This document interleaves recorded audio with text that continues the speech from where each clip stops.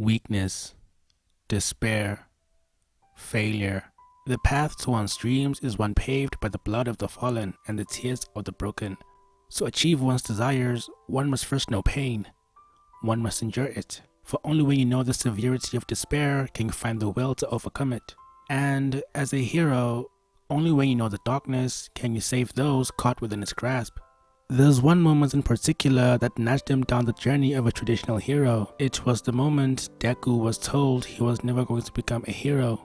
Caught between hope and despair, it was a moment that was intentionally made for the purposes of connecting with the audience. It succeeded, but that moment had a different connotation. There is nothing more painful than being powerless against the ways of the world, as even if you have the will and the desire to fight for what you believe in, sometimes you don't even get the chance to step into the ring. Whether you win or you fail, it all depends on the will of the game and not the will of the player. In My Hero Academia, the game was rigged from the moment quirks were created. Deku had the will to take action to reach his goal, but did not have the power to overcome that invisible barrier. To live for the sake of a dream that will never become reality is heartbreaking, especially knowing it might not be achieved. Deku resolved to attend UA even before he was given All Might's power. He wanted to become a hero, even knowing he had no power, no strength. How could he become a hero that will save people with a smile when he himself was weak? Weightlifters spend hours in the gym, lost in grueling training sessions because they know that pain will make them stronger.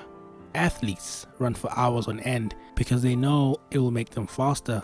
To be a hero was not a choice of vanity but one of desire, of purpose. It was the only future he knew to be true, and on that path he walked, and on that path he suffered and fell. Perhaps there's a beauty to be found in taking action even if the possibility of success is zero. In the end, we only regret the chances we don't take, and only when you move forward toward what you desire the most can you keep your dream alive, even when there's a small chance of success.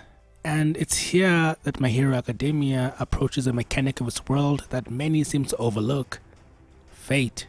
What is meant to be will always find its way, and to call Deku's encounter with All Might's pure luck would be a misconception. Their connection isn't more obvious than through One for All, the power they share.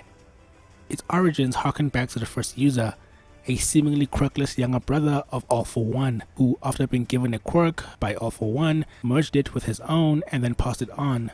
The quirk was passed on from user to user, and each user shared a trait that connected them to the other. The strong sense of justice that they possessed is a staple of the hero archetype, but as far as we know, this wasn't the only thread which tied them to one another. The first user was quirkless, All Might was quirkless, and Deku the same. One for All is the power of inherited will. It evens the playing field in a world where no men are created equal. It wasn't by luck or chance, it was the ties of fate which bound them to one another. Fate is knowing who you are, it is choosing who you want to be and not letting anyone tell you who or what to become. Deku wanted to become a hero. He knew, perhaps more than most, the sacrifices it would take for that dream to become a reality. But in not knowing the true extent of his own weakness, failure was inevitable. In order to make up for that weakness, Deku frequently sacrificed himself in attempts to use All Might's power. He resolved to prevail and become a hero even if it meant breaking every bone in his body. If you don't sacrifice for what you want will become the sacrifice. He wanted to protect his dream because the pain of failing at reaching one's dreams was far worse than the pain of broken bones. Sacrifice was also a proponent of the hero archetype. Those who sacrificed themselves to save others were worthy of being heroes, right? Though he once thought so, sacrifice wasn't going to suffice in fixing the long-term problem, one that seemed more and more prevalent: his weakness. But to be truly number one needs a different set of standards with which to abide by. Perhaps there's something insidious in the desire to sacrifice at the expense of your own life. One's life might appear to be a big price to pay, but for one's dream, if it takes over every aspect of their lives, it becomes far more important than life itself, that nothing else matters.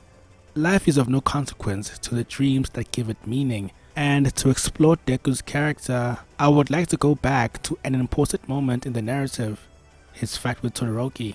While heroes would sacrifice their lives to save others, here Deku was willing to sacrifice something far more important to pull his rival out of his despair. He knew what he was doing when he gave Todoroki the will to overcome his inner struggle, and he did so even if it meant he would lose. He did so knowing the outcome.